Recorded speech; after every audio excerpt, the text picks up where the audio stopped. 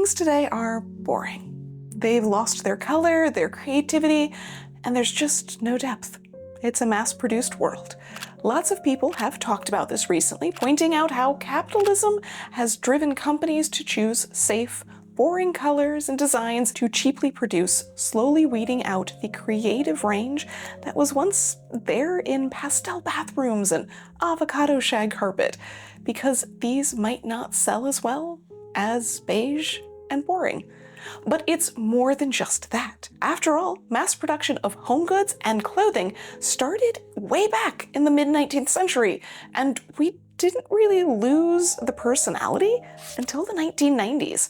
So what happened to give us 30 shades of beige instead of actual choices? First, I thought maybe it was the economy. As things stabilize, customers venture further outside of practicality.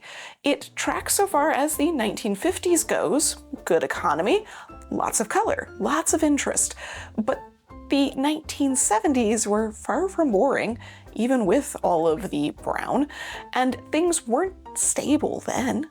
The 1990s were back to stability, but outside of maroon and forest green, color was greatly muted and safe. There wasn't a sudden turn to high-quality, artisanal goods just because the economy was stable. And now we have a terrible economy, but things like dopamine decor are trending, and whimsy can be found all over aspirational home and clothing styles. But it's still not easy to actually buy. It takes digging and avoiding most of the major brands. The market is there, but the stores aren't, which theoretically throws the whole simple blame it on capitalism concept out the window. Supposedly, the market is based on what customers demand with their money, but the votes are pretty rigged. A decade or so ago, I was talking with a friend who was working as a buyer for a department store chain. She had just returned from a convention where she saw hundreds of vendors for the next season. I asked if they would finally have some cardigans with long sleeves in, as 3/4 length sleeves had been the standard for years at that point. Apparently not, as the 3/4 length was selling so well, people must love it. I then asked if they had any with full-length sleeves to compare to. No, the vote may have been for cardigans and not 3/4 length sleeves, but it was a package deal. Turns out when it comes to options, we're often severely limited even in today's digital world, and that's done on purpose. Hence why finding a good actual wool winter coat is starting to trend this year. Again. I don't know why brands don't understand this, and there's absolutely no reason that this is as hard as it is. Companies know that people want quality, but many only put that in the title of the product, not the actual making. Thankfully, not all. That's why I'm so happy that the sponsor for today's video is Birch. Quality matters when I shop for clothing, so it should really matter when it comes to my mattress and my sleep. That's why I'm so happy to introduce Birch. Birch Living makes mattresses and sleep products that are crafted with responsibly sourced materials, such as organic cotton, organic wool, and 100% natural latex. They're also free from polyurethane foams, which can cause harmful off-gassing, and are constructed without fiberglass, which can be detrimental to your health, not to mention just plain itchy. Unlike synthetic mattresses, the wool makes them mildew resistant, and the natural latex isn't susceptible to molding, which I am definitely thankful for with my long list of allergies. This is the Birch Luxe Natural Mattress, which is a premium upgrade to their original, well-loved Birch Natural mattress. I've been sleeping on this style for over 3 years now, and it has made such a difference with my back pain and sore joints, especially as we slip into the winter months where the cold and damp makes everything a little bit worse. A good sleep can make all the difference. And you don't have to worry about trying it out. With your Birch mattress, you get a 100-night sleep trial.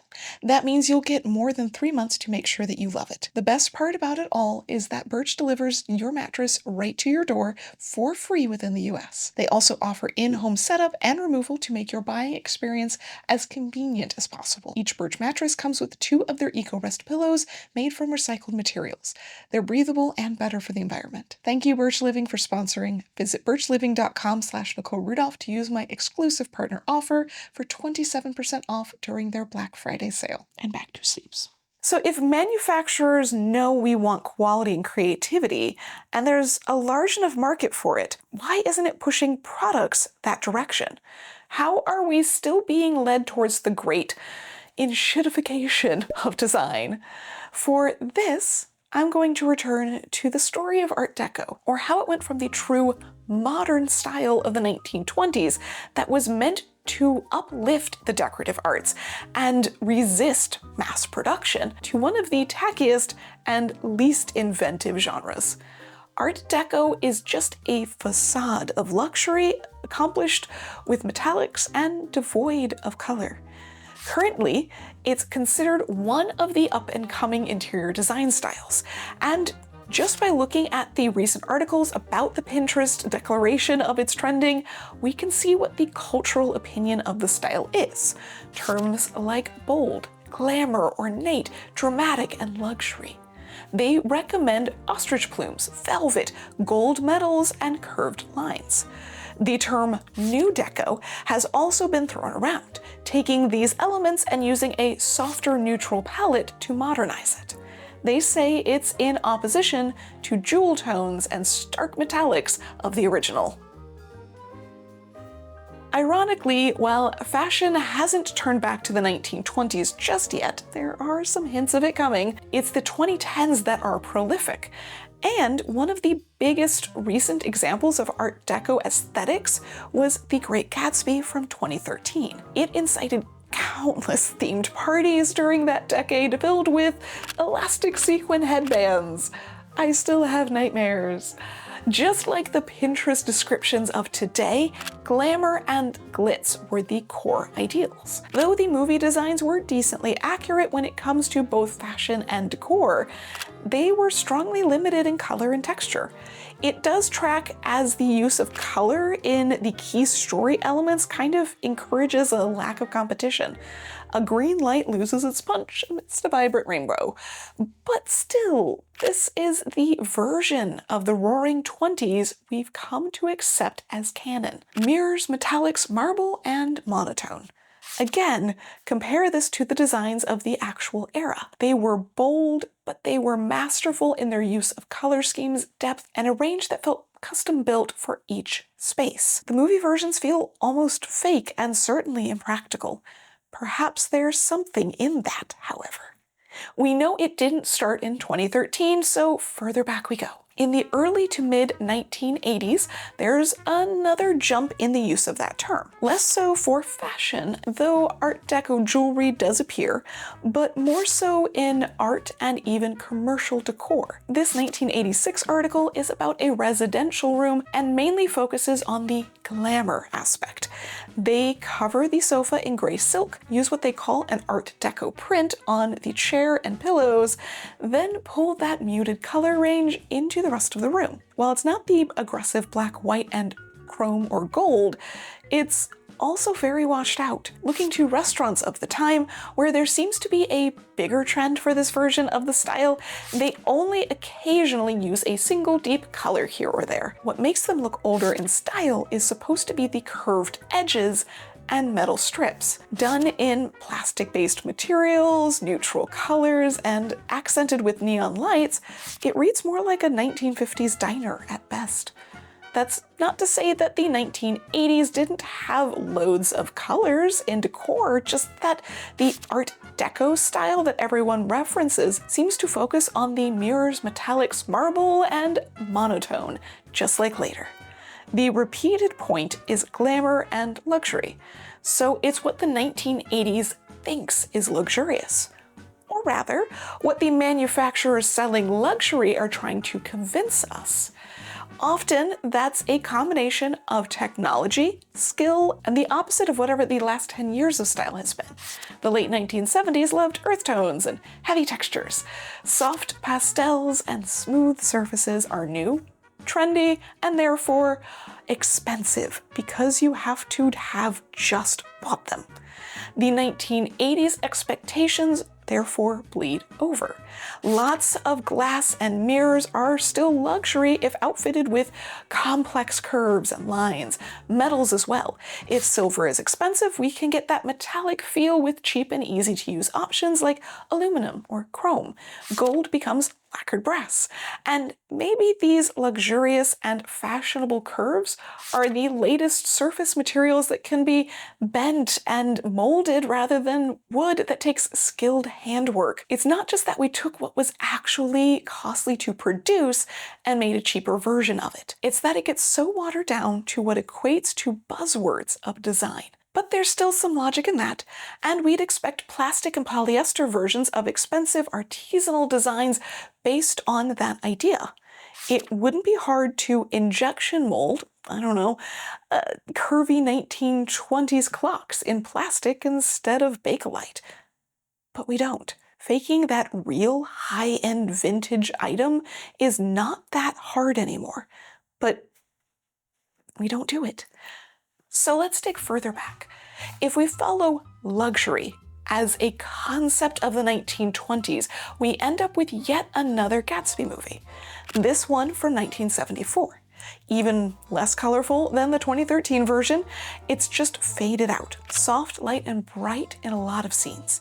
Still meant to have an air of opulence as clothing seamlessly matches with the decor throughout the various scenes. As another popular rendition, it certainly reinforces the stereotype, but it's not on its own. There's a massive trend for the style happening in the late 1960s and early 1970s. Around the same time of the movie, articles are still throwing around the same range of adjectives: glamorous, sleek, sophisticated.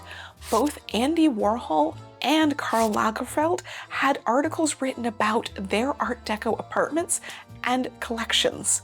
When we look at the in-depth descriptions of the decor, it centers around what, again, would be considered luxury of the time. Wall-to-wall carpet, there's a whole video on that here, mirrored furniture, and satin.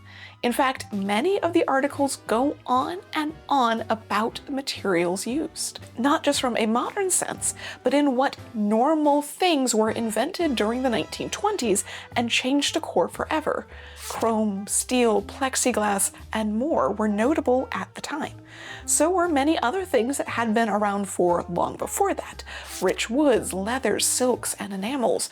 But that sort of had faded out of popularity in the trend cycle because of their cost. Faux versions, the modern marvels of synthetics and plastics, were popular for their look, price, and novelty. So when these articles are reminiscing about the 1920s and looking to recreate them, they focus on what's actually achievable and currently popular, not expensive burl wood that hasn't been used in a while, or even cheaper Bakelite, which had been replaced by plastic, but what rang true as luxury to the 1970s audience. Again, the stereotype of glamour just reinterpreted. Notably, the term Art Deco was only created in 1965. Modern was the actual term for it until then. It's that point in the mid-1960s that heralds the first resurgence of the style. Fashion magazines drew parallels between the mod styles of the time and the modern styles of the 1920s. Straight silhouettes, short hems, boyish figures, and simple lines. Biba was one of the first to go beyond the similarities and pull entirely from the newly coined Art Deco era. This popular London fashion store moved locations in both 1966 and 1969, leaning further and further into the aesthetic, or rather a reflection of it. If you don't know the story of Biba, it was a short-lived company that had a major impact in the 1960s and 70s. Inexpensive but incredibly trendy clothing was sold in an intentionally casual store. In attitude, not in decor, obviously.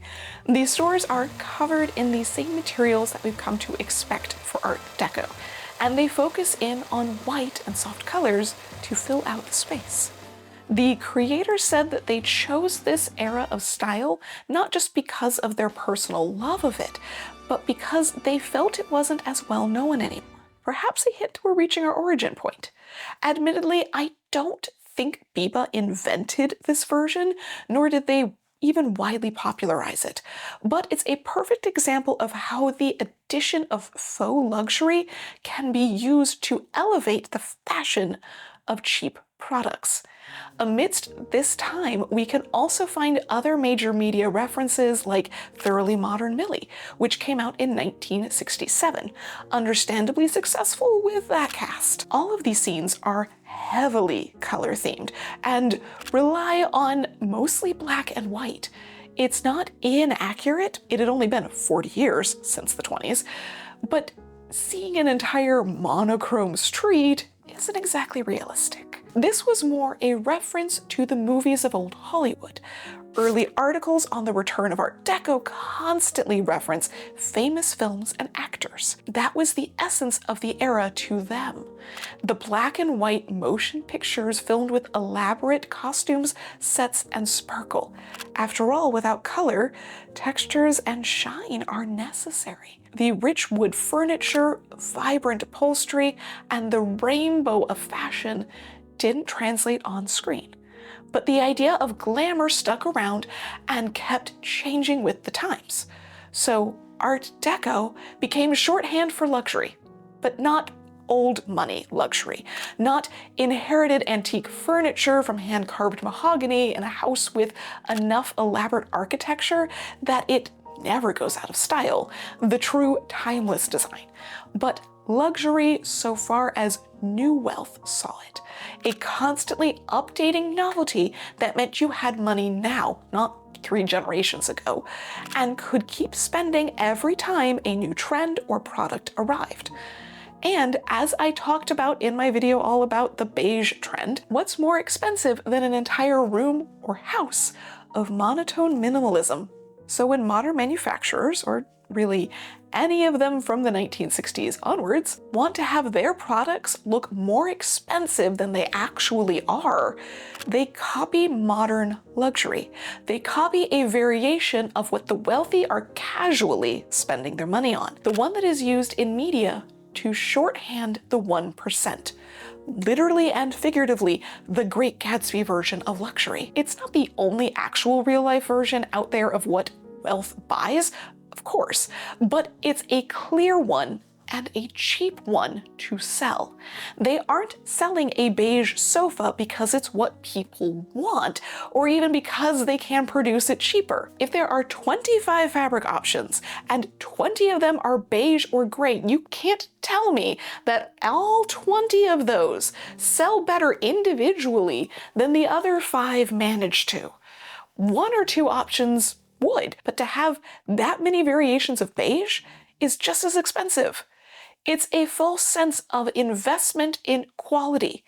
We've been trained to believe that buying beige is actually that, a cheap cashmere sweater that is actually only 10% cashmere in that rich person beige tone that looks fancier than if it's a trendy or fun color. Simply put, what we're being sold is a manufacturer's version of rich people's luxury that is watered down in a way to make it cheap, while convincing us it's still the look of luxury. A solidly minimalistic version of fashion done from the newest and highest quality raw goods, but it's made of plastic, veneer, and polyester. It all photographs well in the right light, in the right house.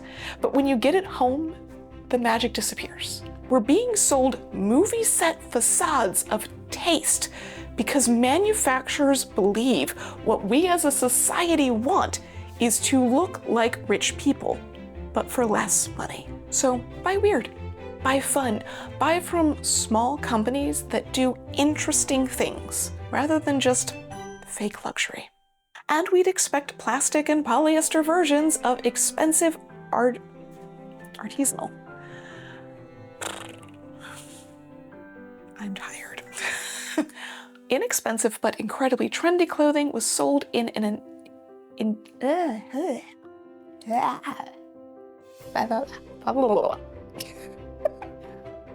If there's 25 fabric options and 20 of them are beige,